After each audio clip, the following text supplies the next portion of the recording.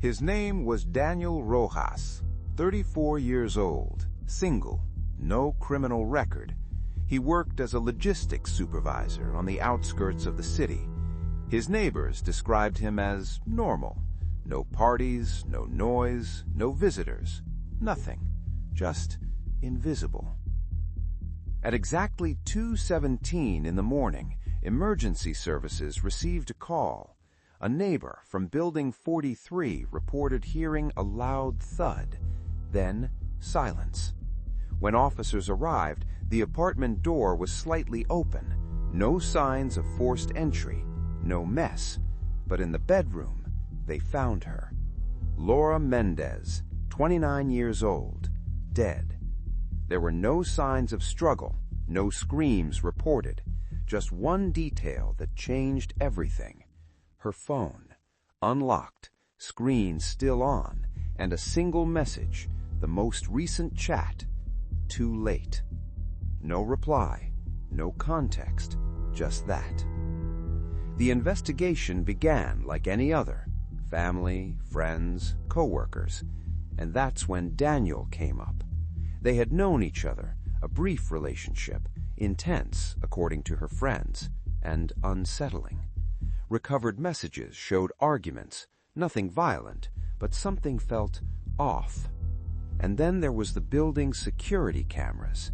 At 1:43 a.m., Daniel was seen entering the building, but he was never seen leaving. That was enough. 48 hours later, he was arrested.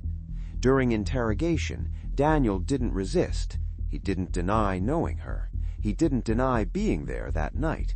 But he said something that stuck with investigators from the very beginning. If you want the truth, you're looking in the wrong direction. They assumed it was manipulation, a way to create doubt. But as the case progressed, things became strange.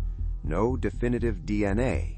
The fingerprint found was partial, compatible, but not conclusive, and still the prosecution moved forward. The trial lasted 11 days. The courtroom was packed. Media attention had exploded, not because of the violence, but because of the mystery. Daniel barely spoke. He watched, he listened, and sometimes he smiled. That made the jury uncomfortable. It felt wrong. The verdict came quickly. Guilty. On the day of sentencing, the atmosphere felt different. There was no more doubt, just closure. The judge began reading, calm voice, cold language. For the proven facts, you are hereby sentenced to...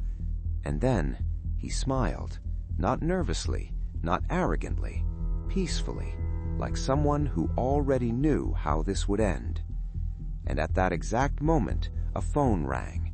Not inside the courtroom, outside. A police officer stepped out. 30 seconds, that's all it took. When he came back, his face had changed, pale, tense. He walked straight to the judge, whispered something in his ear. The judge froze. Silence filled the room. He looked at the papers, then at Daniel, and said something no one expected. This sentencing is suspended. Hours earlier, in another building, just a few blocks away, they had found another woman. Same pattern, no forced entry, no signs of struggle, and on her phone, the same message, too late. But Daniel had been in custody for weeks. It couldn't have been him. The case collapsed instantly. Daniel was released days later. No charges, no public apology, nothing. The media flipped the narrative, from killer to victim. But not everyone believed that. Something didn't feel right. His behavior, his calmness, that smile. Weeks later, a journalist managed to approach him. One question: did you know this would happen? Daniel looked at him directly and said, I told you you were looking in the wrong direction. He never said anything else. To this day, the case remains open. No suspects, no answers, just a pattern, a message, and a question no one has been able to answer. Because if Daniel was innocent, why did he look like he already knew? There is one detail that was never released to the public. The message from the second victim wasn't exactly the same. It had something extra. 3 additional words. 3 words that only one person ever reacted to. Daniel. And after that, he disappeared. No one has seen him since.